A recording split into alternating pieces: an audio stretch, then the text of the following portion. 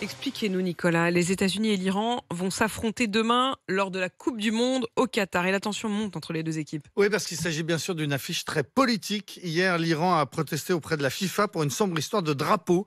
Un responsable a même demandé que les États-Unis soient exclus de la Coupe du Monde.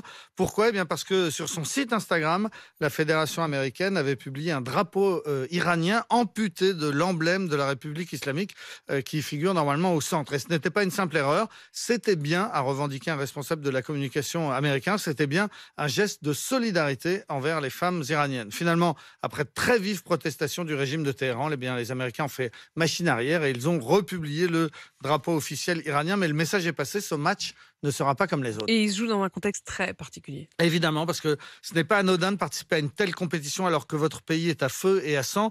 On estime à au moins 500 morts depuis le début de la Révolution, 500 morts et environ 15 000 personnes arrêtées. Les sportifs et les sportives iraniennes ont pris des risques en se montrant solidaires des manifestants. Une championne d'escalade a participé à une compétition tête nue. Une équipe de jeunes basketteuses a posé sans le hijab.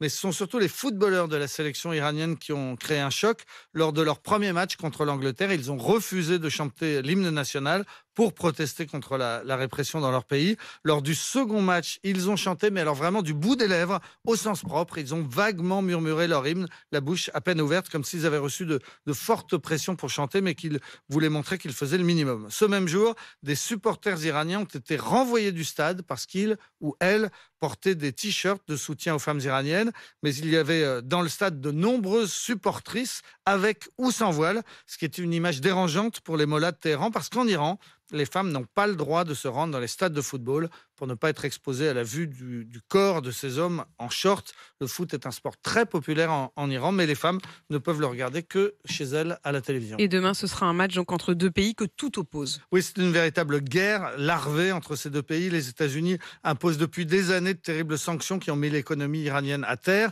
Les Américains punissent l'Iran pour ses recherches sur le nucléaire. Les deux pays ont rompu leurs relations diplomatiques il y a plus de 40 ans, juste après l'arrivée des ayatollahs. L'époque marquée par la crise de l'ambassade américaine à Téhéran. On se souvient que des étudiants, entre guillemets, avaient pris d'assaut l'ambassade, puis retenu 50 diplomates en otage pendant plus d'1 an. Et depuis cet épisode, il n'y a plus aucun dialogue entre les deux pays. Récemment, l'antagonisme s'est encore creusé avec le soutien militaire que l'Iran apporte à la Russie, notamment en lui fournissant des drones. Et les deux pays n'ont plus de relations diplomatiques, mais ils se sont déjà affrontés en Coupe du Monde. Oui, c'était en France en 1998. Lors de la Coupe du Monde, les Iraniens l'avaient emporté 2-1 et on se souvient qu'à l'issue du match, les 22 joueurs avaient ostensiblement fraternisé, ils s'étaient embrassés. Les équipes finalement avaient été éliminées au premier tour, alors que cette fois, eh bien, l'Iran pourrait se qualifier pour les huitièmes de finale en cas de victoire sur l'équipe du Grand Satan, malgré la révolution. Donc tout le pays, tout l'Iran sera demain devant la télé. Et nous aussi, parce que franchement, ça donne envie de regarder et on verra bien ce que ça donne. Merci Nicolas, Nicolas Poincaré tous les jours, 7h50 et puis à tout moment sur l'application RMC et les podcasts. On se retrouve